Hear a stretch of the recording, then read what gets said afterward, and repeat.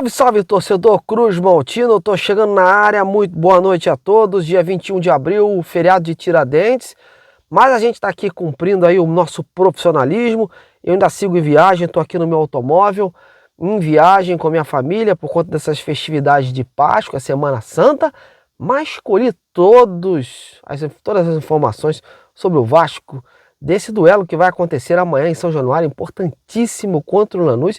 Vou passar tudo para você e vou trazer também um setorista, um repórter que cobre o Lanús diretamente da Argentina, para te situar de como chega o nosso adversário para essa partida de amanhã. Antes de mais nada, eu peço que vocês compartilhem o conteúdo, deixem o like, se inscrevam no canal e fortaleça, dê essa moral a esse projeto jornalístico. Muito importante essa sua contribuição. Bom, meus amigos, Vasco e Lanús se enfrentam amanhã, um jogo decisivo. Vasco e Lanús são os dois times aí com propensão a se classificar para a próxima fase de grupos, avançar. E o Vasco tem essa oportunidade grande, diante do Lanús, num jogo em São Januário. Um jogo que o Vasco não pode pensar em empatar. Vai jogar logo de cara contra o Lanús e se vencer, vai para 7 pontos, vai ficar com uma boa gordura, porque depois ainda vai pegar o Porto do Cabelo lá fora, um time teoricamente mais fraco, e o Melgar aqui em casa. Então o Vasco tem essa grande chance aí de depois fazer um resultado lá na Argentina contra a equipe do Lanús. O Lanús que é um dos sérios candidatos aí a passar de fase, mas o Vasco também é. E o Vasco tem aí a confiança dessa última partida, onde mudou a postura contra o Flamengo. Isso deu uma sobrevida ao Fábio Carille, um treinador que estava com o trabalho questionado, ainda está, porque o Vasco vence uma, depois perde, depois empata, depois volta a vencer duas, e o trabalho do Carille vem ficando nessa gangorra.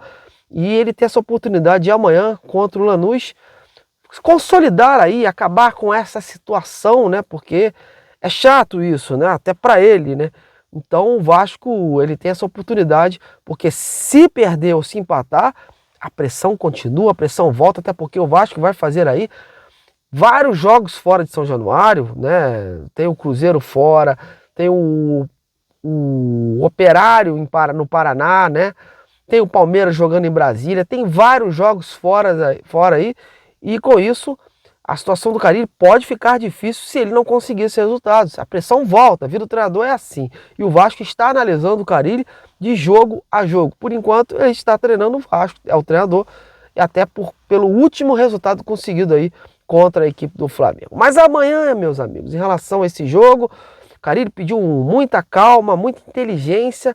Ele sabe que o time argentino vem com catimba, vem querer empatar, e o Vasco quer tirar essa vantagem deles. Quer fazer logo o gol de cara, quer atacar pelos lados, procurar avançar cada vez mais, chute longa distância, que é uma equipe organizada e com inteligência lá na frente, uma equipe cirúrgica para conseguir aí os gols que vão dar tranquilidade na partida, porque aí o Lanús vai ter que se jogar para o ataque e o Vasco vai pegar esses espaços vazios e tentar chegar ao gol adversário. Sobre a equipe que o Carille pretende colocar em campo, não deve fugir daquela equipe que iniciou contra o Flamengo. Ele ainda tem os desfalques do Maurício Lemos, que está com a fratura na costela, o problema lá com o Paê, que seria o reserva do Coutinho, e o Tietê, que tem um problema familiar com o seu filho recém-nascido, ainda não está com cabeça para treinar, e por isso ele está de fora. Sobre o time, deve ser o mesmo: Léo Jardim, Paulo Henrique, João Victor, o Lucas Freitas, Lucas Piton, o Hugo Moura, o Jair no lugar do Tietê, o Coutinho, e lá na frente o Ryan, o Verratti e o Nuno Moreira. O Garré ainda é um cara que vai sendo aí colocado para a segunda etapa, mas é um jogador também que pode entrar no lugar do Coutinho, mais avançado aí. O Carille vem fazendo vários testes aí para usar variações táticas na partida. E você? Gostou dessa formação do Carille? Acha que tem que ser mantido mesmo? Ou acha que o Vasco tem que ir com outra equipe contra a equipe argentina? Então, comente e participe! Bom, meus amigos, aqui também tem notícias do Lanús. Eu fui direto na Argentina conversar com o jornalista, o experiente Fernando Babu, que é da equipe do Rádio Lanús 2000, e ele vai nos trazer aqui as notícias do Lanús, que está com vários desfalques, está com pressão sobre o Maurício Pellegrini, mas está confiante em trazer na bagagem um bom resultado lá para a Argentina. Então, Fernando, fique à vontade aí, conte tudo que você sabe sobre o Lanús, meus amigos. Hola, ¿qué tal? ¿Cómo les va, amigos de Brasil? Lanús llega mañana a jugar frente a Vasco da Gama con un año bastante irregular, tanto en el torneo local como en la Sudamericana, más allá de la victoria 3-0 sobre Melgar en la segunda fecha y en el Néstor Díaz Pérez. El empate en Venezuela frente a Academia Puerto Cabello generó muchas dudas. En realidad perdía 2-0 y lo terminó empatando con un hombre menos en la primera fecha de la Sudamericana, con un equipo con bastante erogación desde lo económico en Lanús.